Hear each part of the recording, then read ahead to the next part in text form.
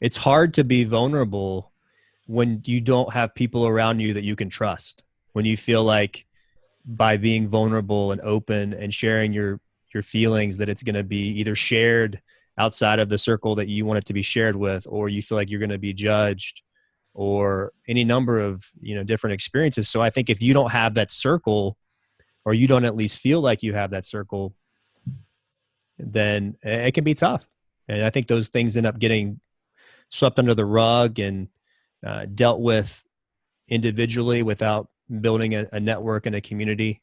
And if you get burned, it's probably going to be harder for you to, ultimately open up. Any of And my so, yeah. brothers that are out there, struggling with their deployment or, life in general, I tell them that, hey, to stay strong and to keep holding on and to understand, you're here for a reason and that, your life and what you're doing does have purpose.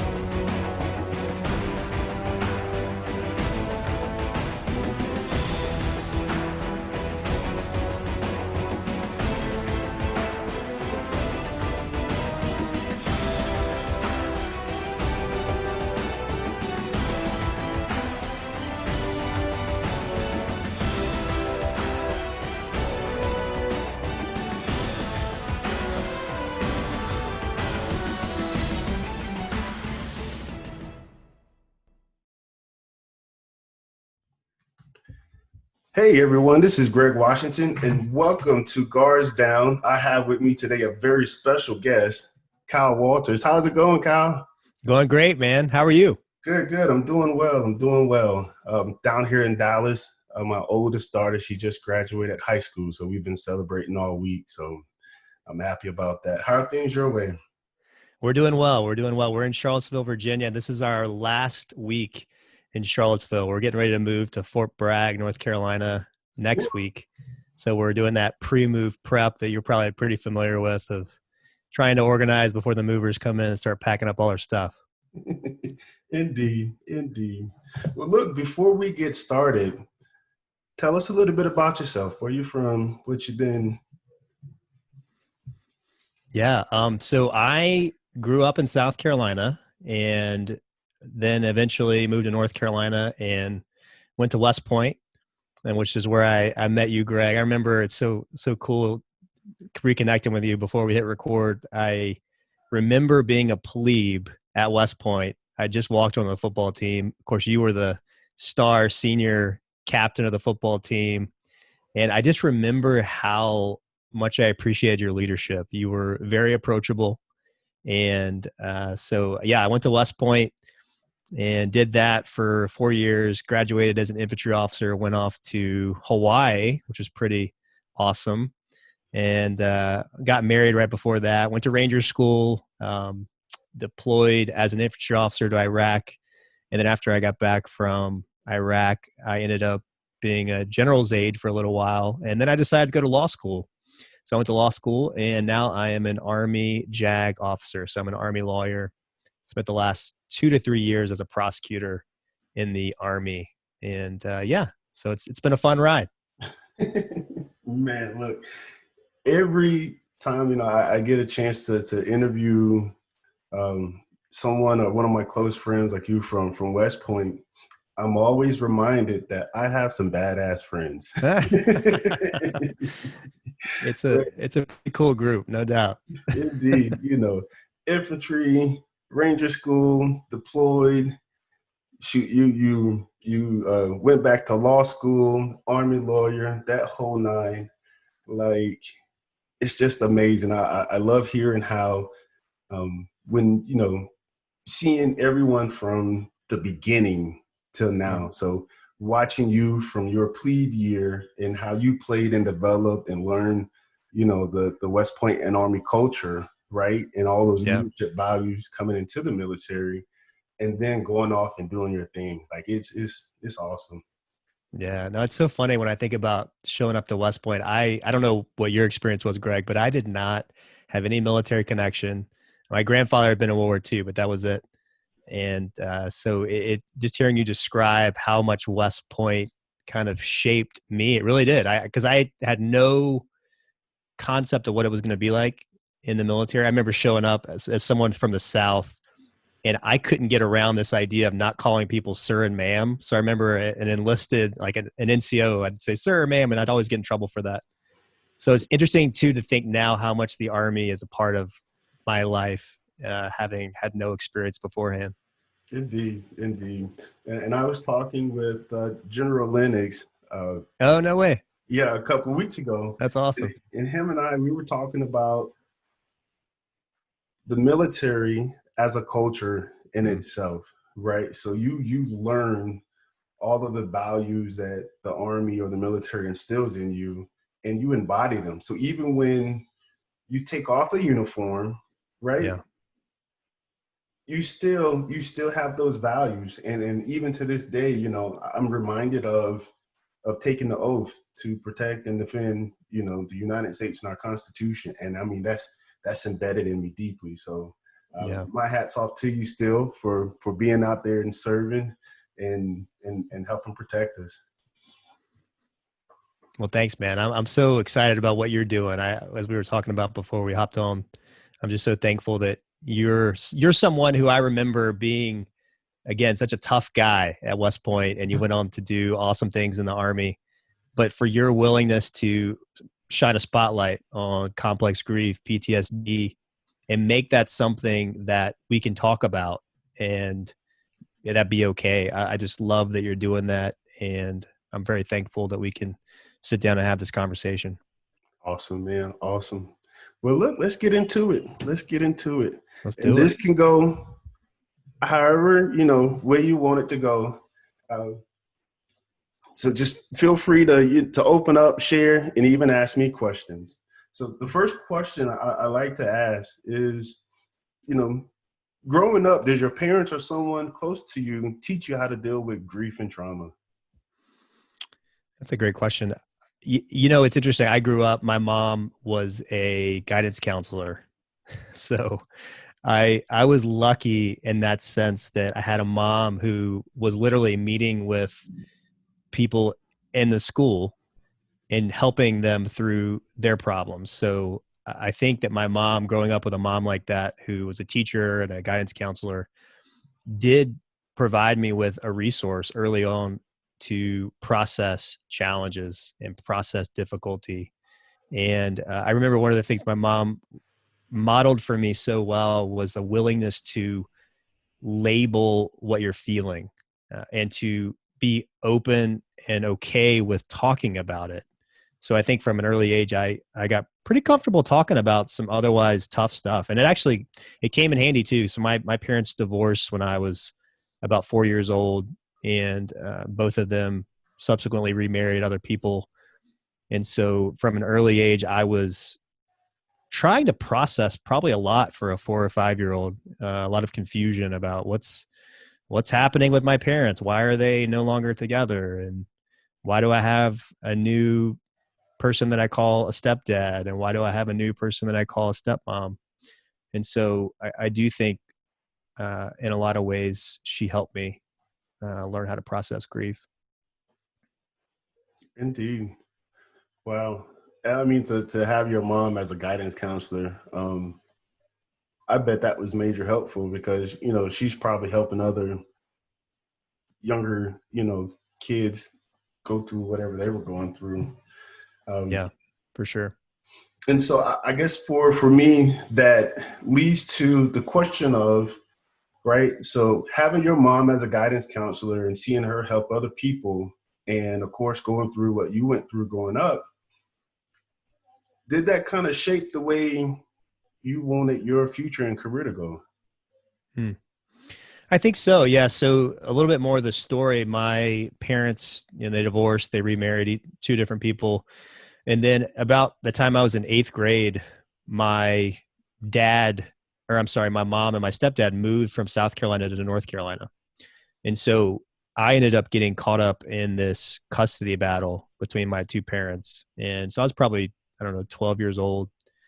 And that, when I reflect back on what was traumatic for me, I think that was probably one of the most traumatic moments of my life, because my parents were fantastic. I mean, both of them, great people. They were supportive, loving, caring. In fact, a lot of what I have taken with me in life comes from them, no doubt about it. But having to choose between two great parents was really hard as a 12-year-old. And I don't think any kid should ever have to do that. And so I do think that some of those tools that my mom helped me learn about were helpful. And I think when I think about how that affected me, I have become, I think, an ultimate peacemaker. I learned that you that you just try to make people happy, two people that have this conflict, to try to, not necessarily pick sides, but find unity.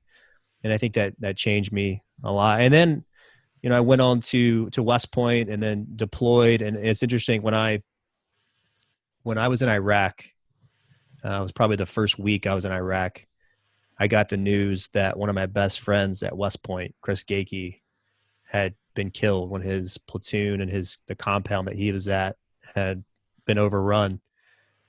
And it was shocking to me to have someone so close that I envisioned having this life with, growing old with, being connected with. He had a wife, his wife, Kelsey.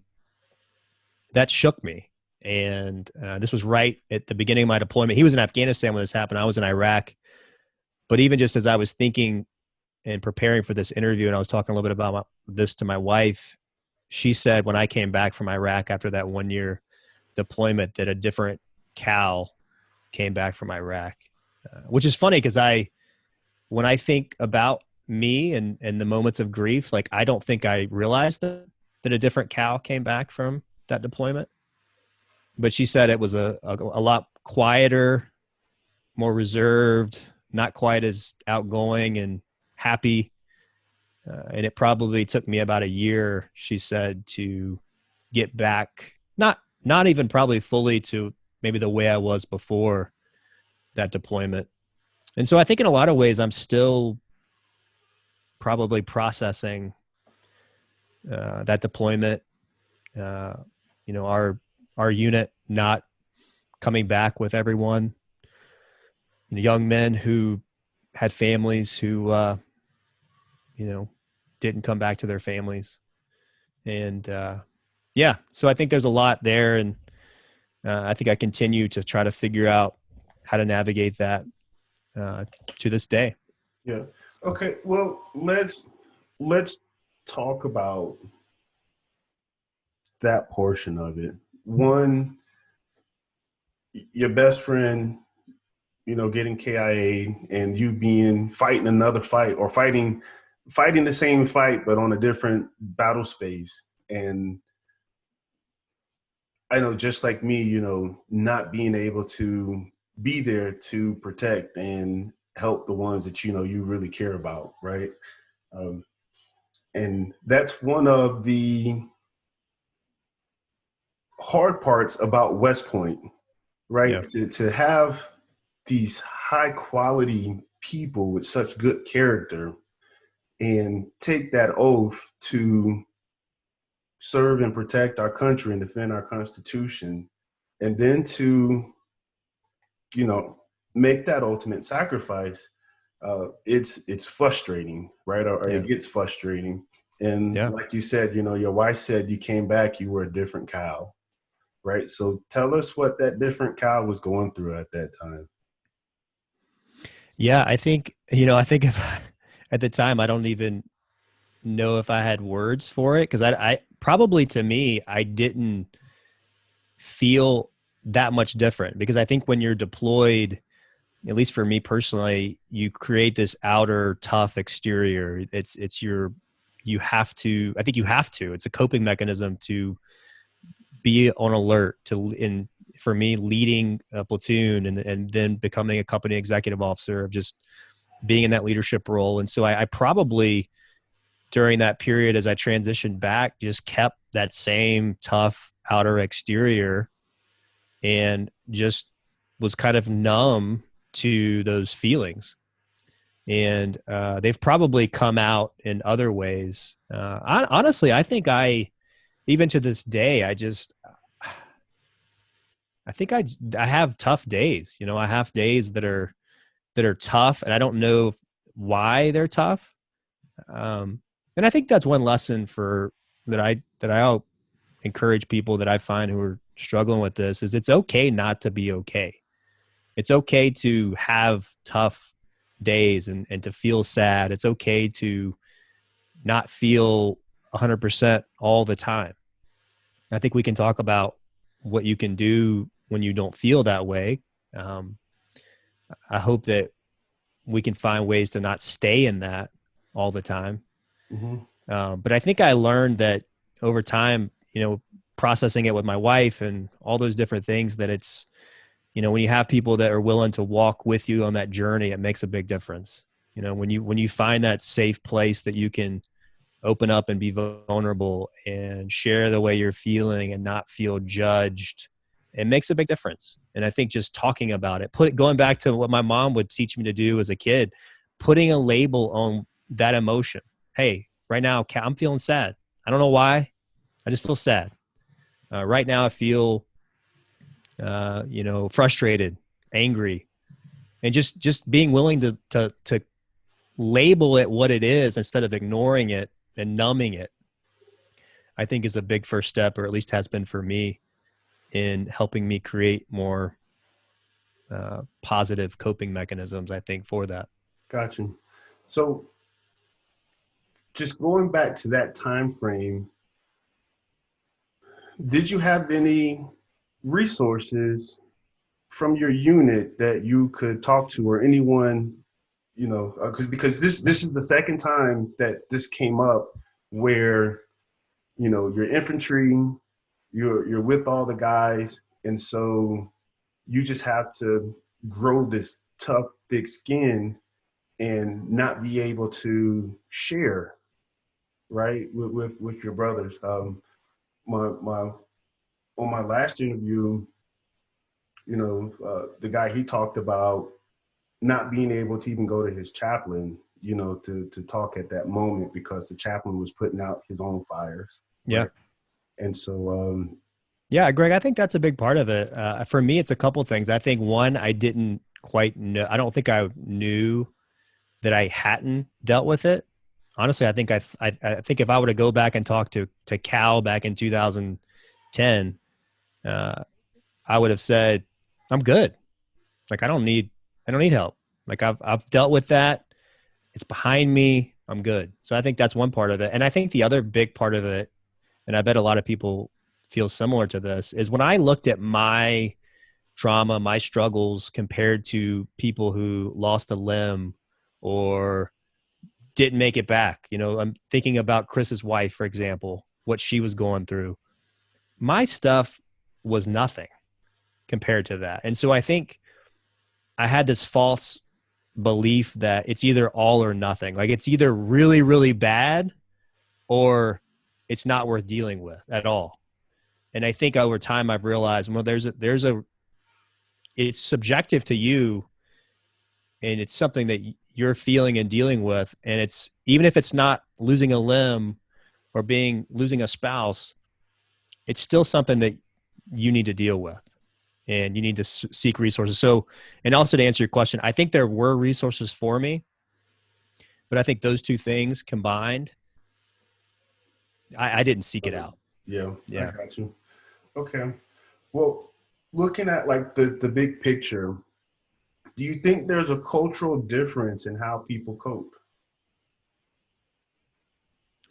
Yeah, for sure. I think there is. I think some people grow up like I did, where it was probably normal to have real conversations about emotions and that type of thing. And I think there are people who grow up where that's just not part of what they talk about. Mm-hmm. Talking about being sad or dealing with things was viewed as weakness. And so I think for a lot of people that experience that, it's tough. And then I think it depends on too, your support system. It's hard to be vulnerable when you don't have people around you that you can trust, when you feel like by being vulnerable and open and sharing your feelings, that it's going to be either shared outside of the circle that you want it to be shared with, or you feel like you're going to be judged, or any number of, different experiences. So I think if you don't have that circle, or you don't at least feel like you have that circle, then it can be tough. And I think those things end up getting swept under the rug and dealt with individually without building a network and a community. And if you get burned, it's probably going to be harder for you to, ultimately open up. And so, yeah, I think everyone deals with it differently. Yeah. No, that's spot on. And so you started to talk about some of, I don't know if unhealthy would be how I would describe, coping. So the growing the tough skin and the feeling of numbness, right? So just having to kind of be reserved, keep to yourself, and continue to push on and focus on the mission versus dealing with those feelings internally, that are like eating away at you. And so what I'm starting to hear, and also I've experienced too, is where you kind of have to keep all that on the inside to maintain the status quo of your career, right? And leadership, because you don't want anything to take away from that, right? Because you don't want your guys or your comrades next to you to look at you and be like, I don't know if I can count on him because, he's coming off weak, right? Yeah. So I definitely get you there. Yeah. And I think too, just to think back on, at least for me, how I was feeling and probably did for a while, I don't know that I knew that I had, like, it probably came out in other ways that eventually maybe helped me, and through my wife lovingly helped me deal with it. I just don't know that I had words to put around it that would have been productive. Like, I think sometimes it comes out and you get angry or you're just sad and you don't know why. And so maybe, at least for me, later I started to deal with it a little more. Gotcha. Okay, so this great segue into it, right? And how did you deal with it? What were some of the healthy techniques and tools that you picked up to cope? Yeah. So I think for me, exercise is big for me. If I'm not running consistently, I am not the best person to be around. And I just found that, but it was also easy when you get depressed, when you get sad, like sometimes you just want to crawl up into a hole and just not see people or not go do things that are hard. But for me personally, I am at my best when I am out there pushing my body to do something hard. So that was big. For me, spiritual, I'm a Christian, a follower of Jesus, and the more plugged in I am with reading the scriptures, praying in community, the better I am, because it helps me to not carry that burden on my own, but to give it over to, Jesus, who I think can carry that burden. And so that's incredible. That's foundational for me. I've found that the closer I am to my faith, the better husband, father, person, leader that I am. And so for me, that has to be a daily thing. And I think another thing that I've learned over time in terms of a positive coping mechanism is gratitude. Is really, because it's easy. I think we have this psychological negativity bias, even beyond, PTSD, grief, that type of thing. We as a human have this negativity bias. And we often, I think as people, well, I'll just wait till I'm happy and then I'll be thankful. But positive psychology has shown that intentionally practicing gratitude can actually make you happy or make you feel more happy, because what you do is you begin to see things that are in your life that it's easy to not see because of that negativity bias. So for me, just going on walks with my wife and just asking her, hey, what are you thankful for? And she'll ask me, Cal, what are you thankful for? And just taking the time to stop and see and take account of those things in your life that are good, because it can be it's so easy just to fall into that negativity trap, start to, view myself as a victim of my circumstances instead of reminding myself that I have some power to shift the way I'm thinking in that moment. And that's probably one of my biggest flaws is I can just get into this victim mentality of, woe is me, circumstances aren't the way I want them to be.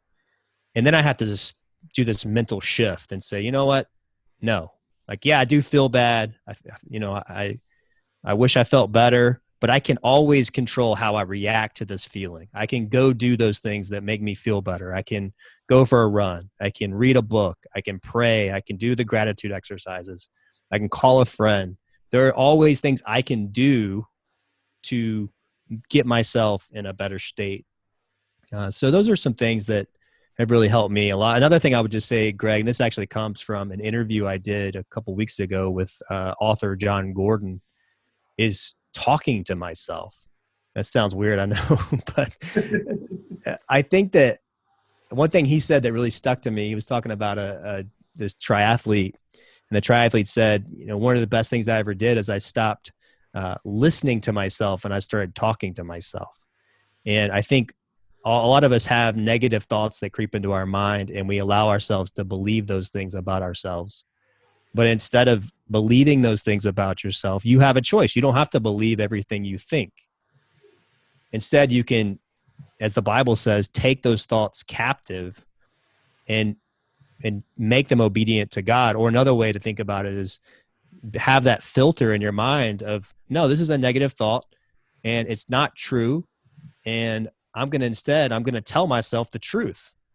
No, Cal, you're not a victim. You do have a choice.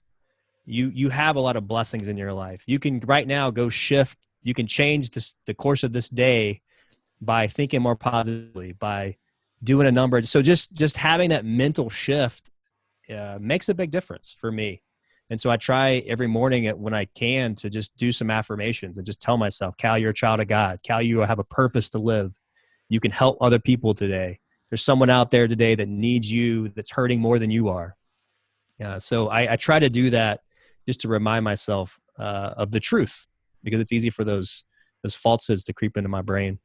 Yeah, no, that's spot on. And I really like that. Stop listening to yourself and start talking to yourself. That's a great way to put it.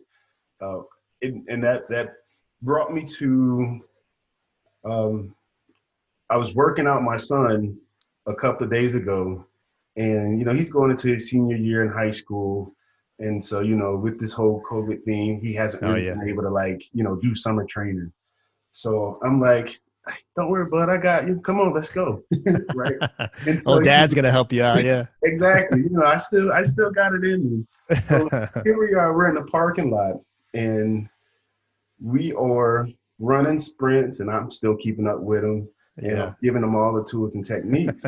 And so, as he's catching his breath, I'm talking to him and I'm telling him, all right, hey, look, when you get tired, right, form is everything.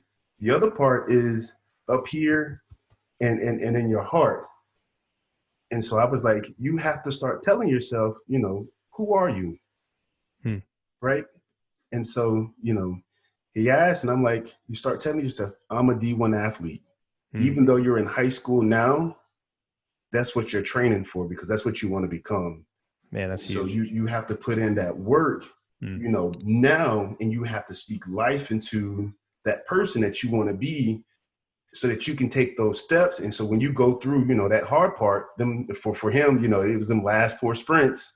When you go through that fourth quarter, you can push yourself because you're goal driven. And so, man, that you speaking on that really brought that back. And I mean, even for my son, just in that example right there, he pushed himself, and it translates. Sports also translate into, real life, and the things that you have to internally do to motivate and push yourself, even when times are bad, when you feel bad. So I like the fact that you use exercise, spirituality, and gratitude, right? Develop those as healthy coping mechanisms for dealing with trauma and grief. That's awesome, man. Yeah. And Greg, just hearing you describe that, I think highlights how important our identity is, because everything we do flows out of our identity. And a big part of our identity is who we tell ourselves we are. I was reading James Clear's book, Atomic Habits, and he describes this woman who lost 100 pounds because as she was having that decision of what to eat, she said, what would a healthy person eat? And so what she was doing is she was shifting her mind by focusing on her identity and saying, what would a healthy person do? And what he's trying to get at is you start with the identity and you make goals and you form habits based on the identity that you want to have.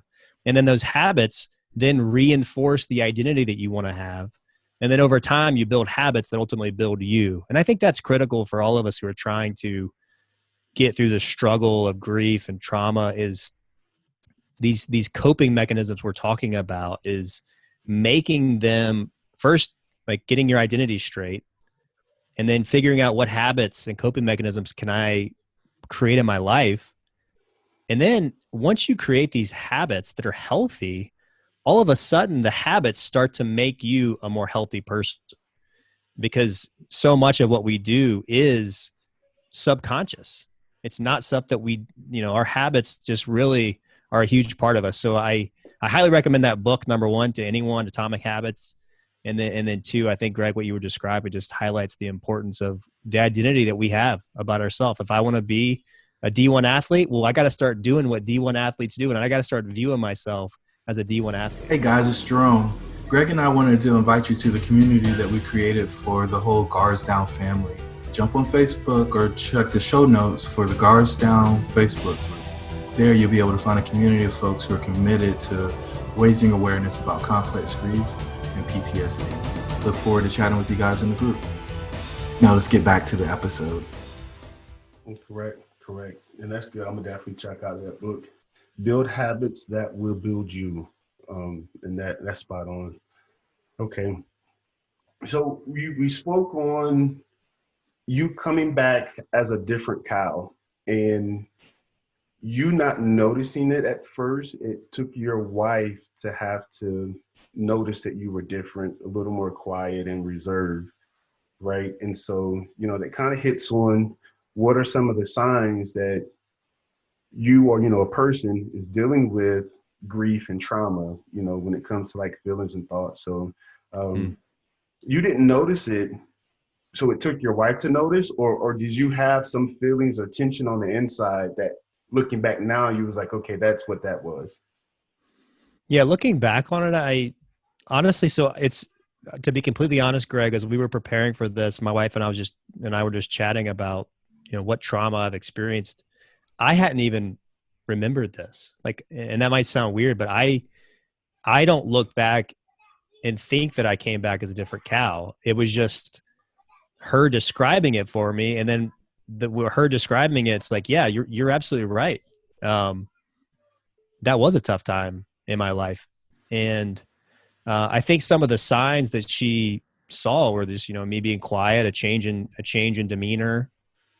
And I think that's what we have to look for in our people is if we're leading a team, if we have family members, if we had friends who we know have gone through something tough, or maybe they just all of a sudden start to seem different and you don't know that they've gone through something tough, but it's being willing to ask them up front, tell them what you're seeing and being patient and seeking to understand what they're going through and asking them, Hey, Cal, I see that you seem a little different. Is everything okay? Like what's going on? Is there something that is causing you to feel this way? And then I think another critical question is if they acknowledge that something's going on, I think another critical question is what does me supporting you look like right now? Yep. And letting them be the driver. I think one of my favorite authors about stuff about, vulnerability and courage and leading through courage is Brene Brown. In her book, I got it actually right here, Dare to Lead. She talks about that, about having people that support you, but support you on your terms. And I think that's critical if you are helping someone is being there to really listen. I think there are different levels of listening. Stephen Covey talks about the 5 levels of listening, and that the highest level, which most of us never get to, is called empathetic listening. And that's where we're not just focused on the words someone's saying, but we're trying to understand the emotions behind the words. We're trying to really put ourselves in their shoes to understand them on an empathetic level. And I think that's what you have to do if you're helping someone. And I think if you're struggling, that's the type of person you want to try to find. Mm-hmm. Someone who's not going to try to immediately offer you solutions, but just wants to understand. No, that's great. Empathetic listening. And my first time hearing that term, and I can connect with it. I like it. I'm gonna go do some more research behind it to see, because my whole thing is, your body goes through, right, all of these different experiences, right, stimuli. And so one of the last books I read was called The Body Keeps the Score. I can't pronounce the guy's name. It's German, European, and I don't want to, I don't want to mess it up. Not even going to attempt that. Yeah, but I want to give him his credit, because I mean, his books talks about how you go through these traumatic experiences, and even though you may have moved forward, your body keeps total or tally of what you've been through, and eventually it's going to come out in some shape, form, or fashion. Yeah, that makes a lot of sense. And I think that hits, I think, what I was experiencing when I came back from Iraq. I didn't, on a cognitive level, I don't think I knew that something was going on, but I think my wife could see that it come out in other ways. And then, Greg, just another thing on this empathetic listening idea. And I know that as we're recording this, the country's really at a tough time. I think when we're or not tough, but I think it's an important moment of having these discussions about racism. And I think that is such a critical idea right now for us is to be willing to listen empathetically and really put ourselves, especially me as a white man, put myself in other people's shoes and really try to understand what is it like to walk a day in your shoes. And I'm not listening to react.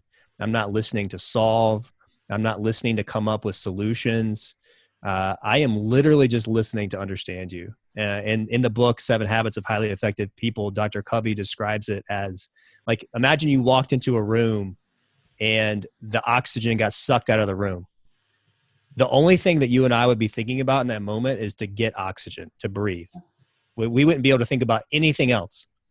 And that's what he talks about when it comes to listening. After survival, the biggest human need is psychological safety, is psychological to be heard and understood.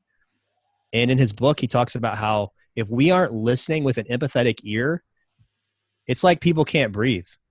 It's like, because you're not meeting that need for them to be understood. And I think that's one thing that is so critical when you're dealing with someone who's going through something tough is first help them breathe by listening, and then you can start to solve the problems together. Indeed. No, I like that. And it's great that you bring up what's going on in today's society with, dealing with trauma and grief. And so I've been looking at racism and discrimination as a generational trauma, right? And in which, the direct and the indirect impacts of racism get passed along from generation to generation. Mm-hmm. So you learn to hate someone, right? Naturally, our bodies aren't designed to hate or even to go to war. And that's one of the reasons why, the trauma is so shocking, to us physically. And so passing on this generational trauma of hate and of fear, right, is something that we have to learn to deal with on our level so that it's not passed down to the next generation. And so, I really appreciate you That's bringing powerful. that up, with this. And when you're saying that, Greg, because I'm curious, are you And when you're describing that generational, who are you thinking about when you're saying that? I mean, are you thinking about both Black portions of society and white portions of society, or I'm just curious from your perspective, when you are thinking and describing that, who do you have in mind? I'm thinking about both. Hmm. I'm thinking about both. So from the Caucasian white society, it is passing along that hate, Yeah. right? Learning to tell your kids, or, learning your kids as well as yourself and your peers, that other minorities aren't equal to you, Yeah. right? They're not And I think valid. that can happen in not just direct ways, but indirect ways too. Correct.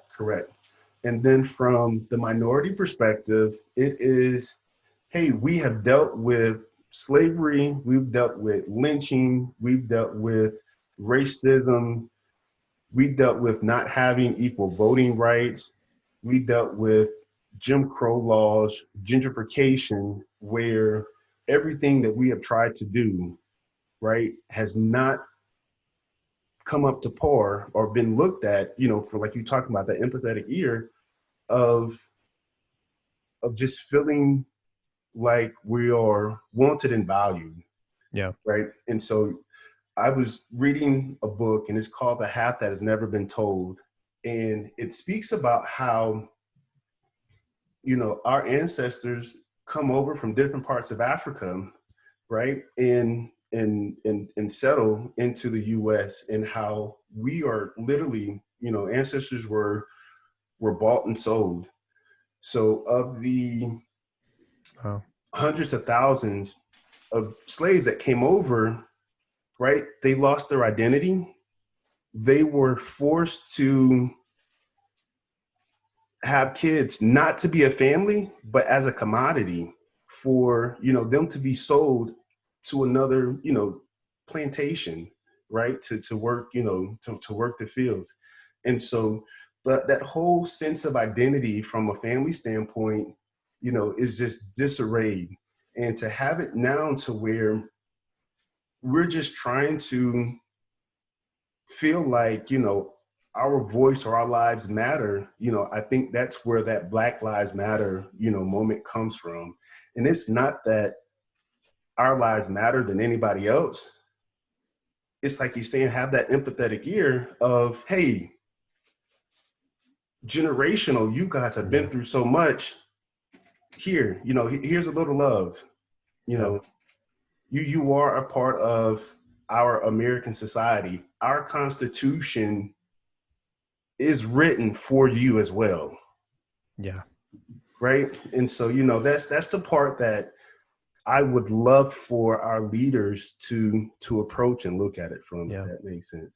Dude, it makes so much sense. And I will admit that probably up until about a month ago, when the Ahmaud Arbery shooting happened, I can't say that my eyes had been opened to and putting myself in the shoes of Black men and women that I know that are in my life. I had a conversation with a colleague of mine who is an Army lawyer, and he posted this post on Facebook about just going for a run as a Black man. He's probably 6'2", 240. And he says every time he goes for a run, his wife, who's also Black, reminds him, hey, don't wear anything that makes you look suspicious. Don't wear anything, make sure you wear quote unquote innocent looking clothing, colorful clothing. And that the post ended up going viral. I think he had like 140,000 shares. And he got a lot of messages from white people who were saying, wow, I didn't know this was a thing. Like, I didn't know that was your experience. And it hit me too. Cause I didn't know that was a reality for many people. And it was him sharing it and me in that moment being able to just try to put myself in his shoes, literally. It was like Paul, and just like seeing for the first time, wow, it was like a light bulb moment. And I I think that's what we really need to do right now first, as a society, as white people. And just going back to your point, this, Black Lives Matter, all lives matter. It's like when someone says Black Lives Matter, empathetic listening is to sit in that moment and listen. Before you say all lives matter, before you want to talk about solutions, before you want to sit in that moment and feel it and understand, what do you mean when you help me understand not just the words you're saying, but the emotions and the experience and everything that's packed behind that phrase. And that's what empathetic listening is. And again, going back to this idea of psychological error, until we do that, until we really listen and put ourselves in the shoes of our brothers and sisters and who are people of color in America, then we're never going to get to the solutions together, because we're always going to be stuck in this place of just talking past each other. And that's why I think right now, and just always, the ability to listen at that highest level is critical. And most of us don't do it. Very rarely do any of us ever get to that fifth level of listening. But I think right now it's needed more than ever. Yeah. And I mean, for me, I wasn't a slave. I didn't experience lynching or, getting whipped or anything like that. Right. But to go back to your point of, what your friend wrote, where, his wife is literally telling him, hey, you have to downplay what's great about you so that you look innocent to everyone around you. So, you don't come off as looking, offensive, like some offensive Black dude. Right. And that has been the part that has been passed on from generations to generations, right? It is the learn to look innocent, right? Learn to not necessarily devalue, but devalue your greatness because you look like a threat to the people around you. Yeah. And so that has been a gift and a curse in itself. Because, it's a gift from the standpoint of, let me figure out how to blend in. Also, right, that's one of my coping mechanisms as well, right, when it comes to survival. But the curse is, now I put a cap on my greatness because I'm not allowed to shine, right? Because the moment I do, that's when I look like a threat. And what happens to threats? Yeah. Right. So, man, I that's great that you bring this up, and it kind of leads into, the part. So, we first started out talking about, your personal journey, right? And what you went through and how you had the support of, your family and especially your wife, coming up, and the work that you're doing now as a Army officer, right? A JAG officer. Let's kind of get into that in dealing with how you're seeing, the world around you, right? From a law perspective, and how all of these different people are going through traumatic experiences and grief and, and how they're dealing with it. Yeah. So the last 3 years of my time as an attorney has been as a prosecutor in the Army.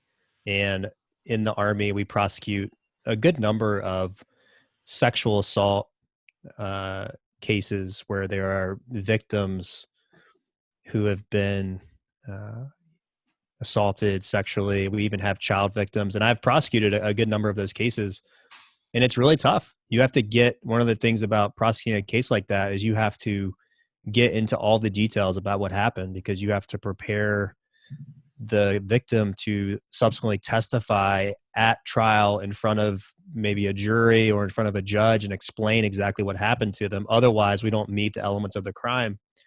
And so that's been tough. I mean, it's been very meaningful, but it also is hard to have those conversations, for someone to describe, for many of them, what was the worst day of their life multiple times, and then have to ask them to do it in front of people they don't know, with still the possibility that the person who did this to them or allegedly did this to them doesn't get any repercussions for it. I've had several cases where I was fully convinced, these were child cases, that that it happened and that he was guilty, and then the judge or jury comes back with a different verdict than you would expect, and then you have to sit down and tell the parents of a child or multiple children, or tell a adult victim that you believe them, and that the judge or jury may have believed them, but that beyond a reasonable doubt is just a very high standard. And so I've learned a lot by doing this work. I think more than anything, I've learned that trauma is a real thing, and that people process trauma very differently, and that we have to be really careful not to judge the way they process the trauma, and to be patient with them, and just be really careful. But I think at the end of the day, it's about making sure when you interact with anyone who's experienced trauma that you are just a human being, that you are someone who, again, goes back to this idea of empathizing. Yeah, but there also have been some tough moments for me, where you get really close with these victims, and you want so badly for things to go a certain way, and then it doesn't, and that's hard. Mm-hmm.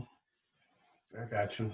And so I was going to ask, what has been the toughest part of your journey, both personally and also with your profession and what you're seeing in society? Hmm. And Greg, when you ask that question, are you talking about kind of just in general, or specifically about my job as a lawyer? More so in general. I guess for me, because you can take what's happened to you personally, right? And you can see the experiences, from your profession and what other people go through. And then now you have this, global thing of what the world is going through. Do you see a connection between all of that and how people, or the toughest part that people have to deal with? Yeah. I think what I see flowing through all of this is that we're all human, and that no matter how much we might like to act like we have it all together, none of us do.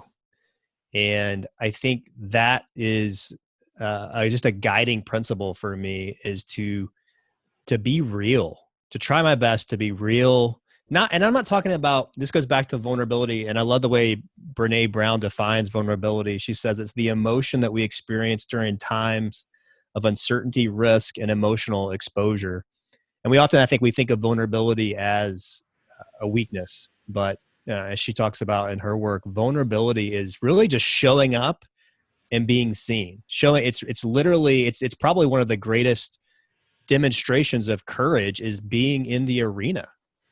And so I think what I have found, and what I see trying to kind of synthesize what we've talked about, is just the importance of being real, being open, being vulnerable, not vulnerability without boundaries, but acknowledging your humanity, acknowledging that we all go through tough stuff, and then just being there for people who are just like you and I, who are also going through tough stuff. Here I am talking to Greg Washington, who, I'll tell you, as a plebe looking at Greg Washington, I would have thought Greg Washington is bulletproof and never has a bad day. But I'm sure that's not the case. Yep. But it's easy to see people and think that we're the only ones. And I just think it's powerful to know that we're all in this together. We all, or we at least we can all be in this together if we choose to be. And then sometimes being willing to open up and be real gives other people permission to do the same thing. I got you. I like that. In all of this, right? Understanding that hurt people tend to hurt other people in their process of trying to, figure out their own shit. Yeah. Um, have you hurt folks in the process? And have you made amends with them? of course, with the job, the judicial system is what's there to make that amends. Um, so yeah, and then we'll get into the generational trauma question, which what's going on in society. Yeah, I'm sure I have. I'm sure I've hurt people. I'm sure there's been times where I've hurt my wife with, wrestling with the stuff that I wrestle with. She thankfully is a much better human being than I. I definitely married up. She's Hats off to patient. you. Awesome. And she's just patient and loving, and she listens. She's actually a former, her degree was in social work. So I often just thank myself that I married someone who's willing to love me despite my many flaws. And I think that's, again, just a powerful lesson, is finding people that uh, don't love you, that they love you because of your humanity and your imperfections. That's one of the most beautiful things about the gospel of Jesus, is that he talks about loving you unconditionally. It's not this thing that's like, if you do this, then this. It's no, I did this despite all of those things about yourself. Um, so yeah, I know I've hurt people. I try my best to own that when I can. Um, but no doubt about it, man. I'm sure that as a platoon leader, as a company executive officer, and when I've led other organizations, I probably one of my biggest flaws is I get impatient. I am not always I've had to work on this. That's one of the reasons I'd like to study leadership so much. Is there have definitely been times where I've been way too direct, way too emotional in my leadership, and I'm trying to learn from that. Got you. No, man, this has been a great discussion between us, man. I really enjoy you sharing and opening up. So from what's going on in society now, right? How can people make amends with this generational trauma? Just from your standpoint, and this clearly, is your opinion, right? Um, Hmm. I think that one of the things we have to realize is that we are all writing our own story, and it is a story that is going to one day be told. And it's going to also be a story that is going to impact generations before you. That's why we're talking about generational trauma. And so I think one of the, as we make decisions, as we live our life, we have to, going back to another Dr. Stephen Covey idea, we have to start with the end in mind. So we have to think about, what do I want to be remembered for? What do I want my kids to say about me when I'm no longer here? What kind of impact do I want to continue on for generations? And that is empowering in a sense. And it's also maybe a little overwhelming to think that the things that we are living out right now, the circumstances of our life, have been shaped by generations before us. And we too have that same ability to shape multiple generations moving forward. They may not know our names or remember us, but the impact will continue on. And we have that ability to write, really, to a certain extent, whatever story we want that to be. And I hope that a part of that involves healing for some of this trauma that we all have experienced or has been passed down.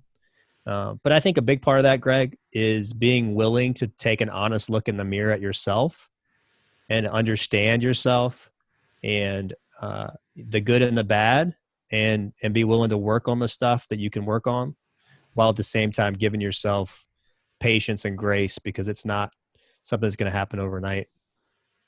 Indeed, I like the way you put that. Because there's no one right answer, right, to this, and everyone has their own part to play and story to write. And so I really appreciate that viewpoint. Kyle, man, it's been a pleasure having you on and talking with you, brother. I really thank you. Any last words of advice that you want to give or final thoughts? Man, there's so many. Well, first of all, Greg, it's been my pleasure. Thank you so much for having me on this great podcast.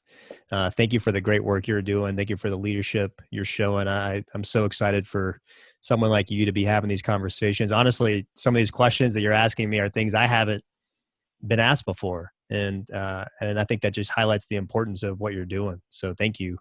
I would just tell people to take ownership over their journey. That I think a lot of us grow up in going from grade to grade, and we think that just because we're getting a year older means we're growing. We go from kindergarten. My daughter just went from kindergarten to first grade, and she got her, graduation from kindergarten. Yeah. And I think we go through life like that. And I think a lot of us hit maybe 35 or 30 or whatever, and we get a little confused and disoriented because there's no longer the next grade to go to or the next thing to define success for us. And so I think what we have to do is again, going back to this idea of self-reflection and self-awareness, figure out what success looks like for you and take ownership over it. Take ownership over your own personal growth. That's one of the reasons I started the podcast that I started, Intentional Living and Leadership, is because I had never taken full responsibility for my own personal growth. And when I did, it made all the difference. And so I just encourage people, come up with a plan to grow yourself. Don't look to anyone else to do that for you, and define success for yourself and go do it. Indeed. Hey, well, tell everybody where they can find you and your show at and how they can get in contact with you. Yeah. So my website is just calwalters.me.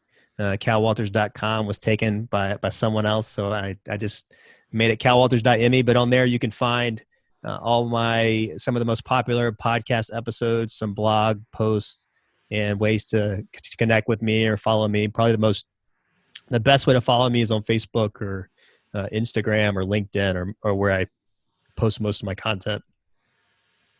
All right. There you go, ladies and gentlemen.